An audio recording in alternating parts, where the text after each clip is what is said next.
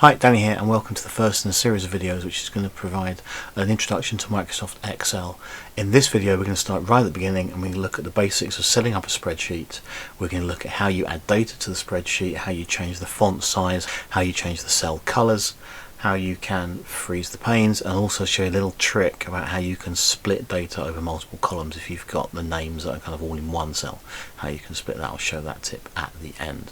So what we're going to aim to do is to produce a spreadsheet which looks a little bit like the one that I've got on the screen here, and then in future videos we'll look at how you add formulae and crunch the data and produce graphs and charts.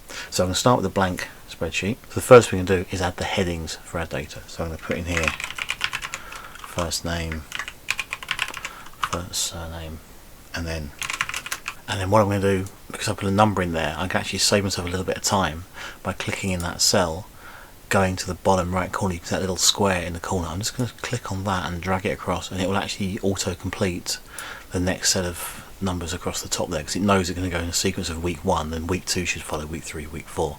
Could carry that on. I'm also then going to put in my names. Now those cells probably don't look wide enough, so I'm just going to make those cells a little bit wider. I'm going to click between the A and the B. You can see my cursor turns into a little line with 2 arrows. I'm going to hold my left mouse button down. I'm going to stretch that out a little bit. And I click after surname. I'm going to stretch that out a little bit, like so. So I'm going to type in my first name here. And I'm going to type in my second name. And so on. Now if you identify all the names that I'm putting into this spreadsheet, you are as sad as I am. See if you can spot them all. I'm going to speed things up for a minute, so I'm going to just pause the video and complete that. So I've got my names in there now. Now one thing you might want to do is make the font a little bit bigger. It's a little bit small, and maybe if you haven't got a huge amount of data, that's quite hard to read. So I can change the font. Now a quick tip if you're using Excel is if you want to change the font for everything in one go, click in the top left corner, left of the A, above the 1. That will select the entire spreadsheet. Any changes you make will affect every single cell. So I'm going to change my font to Arial, and I'm going to make it a little bit bigger so it's easy to play around with. Now that's also caused problems because my cells are too narrow again. I can auto fit the cells to match anything that's in there, and every cell can auto fit if I do this. With the whole thing selected, I'm going to double click on one of the lines in between 2 of the cells, so between A and B, double click there, and it will stretch each cell to match the content of that cell. So everything will stretch to fit whatever's in there. So it's made these wider to fit in the widest of the names, and it's made these the width of week 1, 2, 3 and 4. It's quite nice to have a large font, especially if you're trying to show a spreadsheet to a class on a whiteboard. If you've obviously got a lot of data, you might need to make it a little bit smaller. So what I'm going to do now is enter some data. So let's start putting some numbers in. I'm going to click in my first cell here and enter my test score for week 1. Now when I hit return in Excel, it'll automatically go down to the cell below. So I can do 5, 5, 4, enter that data in there. Again, I will speed things up, I'll enter the rest of the data. So now I've got all my data in, I could play around a little bit and to make it a little easier to read by adding some colour, maybe darkening the grid lines to make them easier to see the grid lines as well. So I'm going to first of all just highlight my spreadsheet like so. I'm going to find this box here which lets me change the borders. I'm going to click on here and I'll actually just choose all borders, click on there, and it will put lines around the whole thing. If I wanted to, I could make a bolder outline around the outside, so I might choose that and do thick outside border, provide a border around the outside, and I could then do that for maybe the heading like so, and also maybe for the border around the names, just to provide a little bit of a line between where the names are and where the headings are and where the data table is. Also to help, I could put some colours in, so let's highlight that first row there, and then also on this screen, on the home screen, you can see that paint bucket there. I can click on there and I can choose a colour, and that will fill in those cells with that colour. And I'll do the same for my names running down here.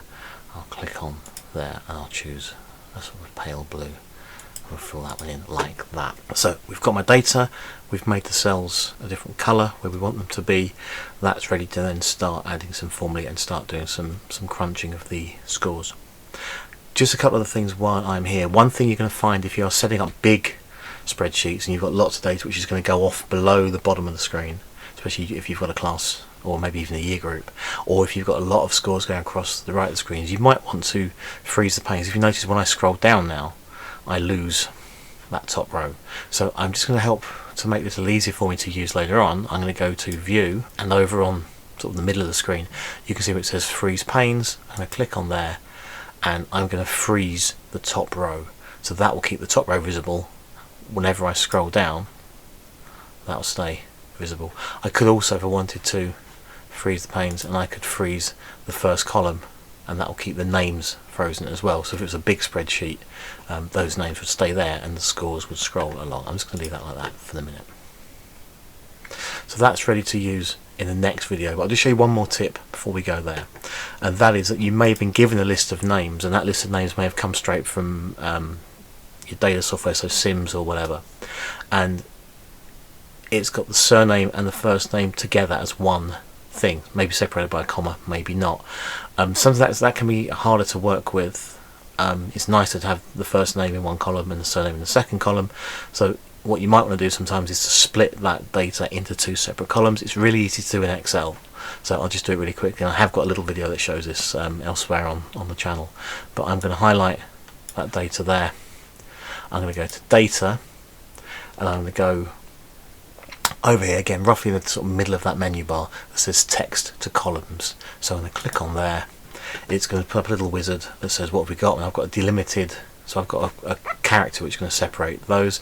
It's showing kind of what it looks like down here. I go Next. It's going to ask you what is delimiting, what is the break between the words. It might be a tab, it might be a semicolon, it might be a space.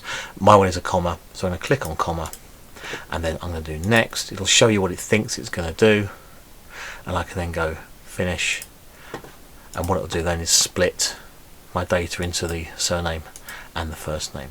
If I want to make these match, I could click on here, click on the Format Painter, and then just highlight down, and that will match the formatting of those cells into these cells. If you want it to be first name, surname, then you just need to swap those columns around. So that is an introduction to spreadsheets. In the next video, we're going to take a look at how to add some basic formulas, how to add totals, how to work out a percentage and an average, how to look at changing the decimal places of the cells. So come back for that video. I'll post it up on the channel soon. Thank you guys very much for your time. Hope you found that useful. I'll see you again soon. Cheers. Goodbye.